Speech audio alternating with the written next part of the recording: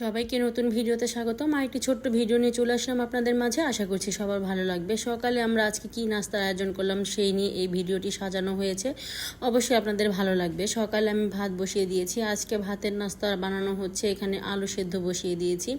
আর আমাদের বাড়িতে বাচ্চারা বড়রা সবাই আলু ভর্তা খেতে অনেক পছন্দ করে, প্রায় আমি আলু ভর্তা আর ভাত রান্না করে থাকি। আজকেও আলু ভর্তা করছি আর ভাত রান্না করছি, সাথে কিন্তু একটা শুটকির ভুনা করব, লোট্টা শুটকি ভুনা করব। সেই জন্য পেঁয়াজ, কাঁচামরিচ, আলু, আস্ত রসুন মানে রসুনের কোয়া সেগুলো নিয়েছি, আর শুটকিও কেটে নিয়েছি। আর এখানে কিন্তু আমার আলুগুলো সেদ্ধ হয়ে গিয়েছে, ভাতও হয়ে গিয়েছে। এখন আলু ভর্তা তৈরি করার জন্য আমি 4টা মরিচ এখানে ভেজে নিচ্ছি। ঝাল একটু অল্প দিয়ে বানাবো, যেহেতু বাচ্চারা খায় সেজন্য ঝালটা একটু কমিয়ে দিই ভর্তার মধ্যে। আর এখানে আমি তেলের মধ্যে পেঁয়াজগুলো ভেজে নিচ্ছি, ভাজা পেঁয়াজ দিয়ে আজকে আলু ভর্তাটা তৈরি করব। আর এখানে লোট্টা শুটকিও রান্না বসিয়ে দিচ্ছি। লোট্টা শুটকিগুলো পরিষ্কার করে ধুয়ে আমি তেলের মধ্যে দিয়েছিলাম কিছুক্ষণ ভেজে, তারপর এখানে পেঁয়াজ আর কাঁচামরিচ দিয়ে দিলাম।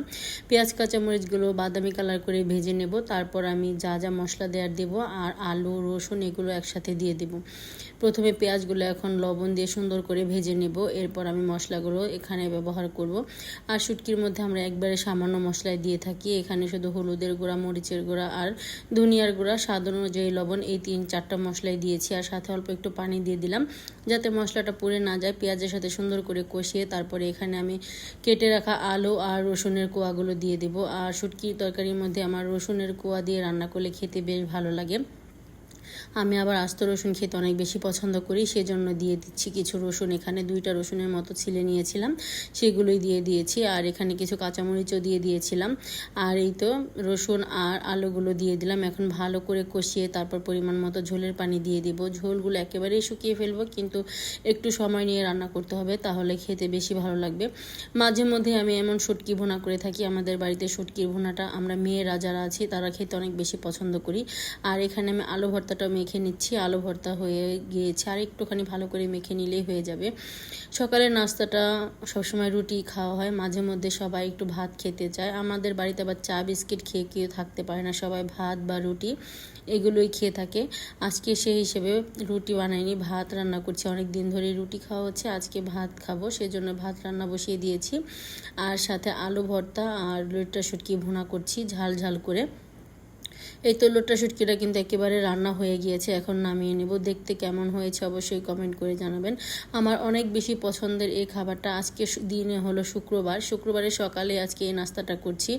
যেহেতু আজকে বাচ্চাদের স্কুল বন্ধ, একটু সময় নিয়ে নাস্তা রান্না করছি। এখানে আমার সব কিছুই রেডি হয়ে গিয়েছে, খাবার দাবার। লোট্টা শুটকি ভুনা আর আলু একটা পাত্রে নিয়ে নিয়েছি, যেহেতু আমি উপরে নিয়ে যাব, অনেকগুলো পাত্র হলে নিতে অনেক সমস্যা হয়ে যায়। সব কিছু উপরে নিয়ে চলে এসেছি আর সকালে নাস্তা করার জন্য বসে পড়েছি। আলু ভর্তা আর লোট্টা শুটকি ভুনা দিয়ে এখন মজা করে দুপুরে খাবারটা খেয়ে নেব। আমার এই ছোট ছোট ভিডিওগুলো যদি আপনাদের কাছে ভালো লেগে থাকে, আমার ইউটিউব চ্যানেলটা সাবস্ক্রাইব করে দেবেন। আর সাবস্ক্রাইব করা হলে পাশে থাকা ছোট্ট বেল আইকনটি প্রেস করে দেবেন, তাহলে আমি নতুন নতুন ভিডিও ছাড়ার সাথে সাথে আপনাদের কাছে নোটিফিকেশন চলে যাবে, আপনারা আমার ভিডিওটি দেখে নিতে পারবেন। এই তো এখানে আমি খুব মজা করে আলু রসুন শুটকি দিয়ে মজা করে ভাতটা খেয়ে নিচ্ছি। আজকে সকালের নাস্তাটা একেবারে বেস্ট হয়েছে, আমার অনেক পছন্দের একটা খাবার রান্না করছি আজকে।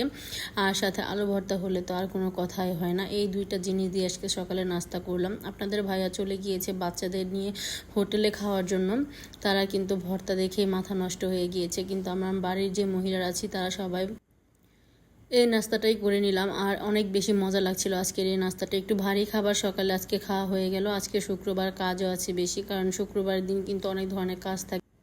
আজকে এই পর্যন্তই। সবাই সুস্থ থাকবেন, ভালো থাকবেন। আল্লাহ হাফেজ, আসসালামু আলাইকুম।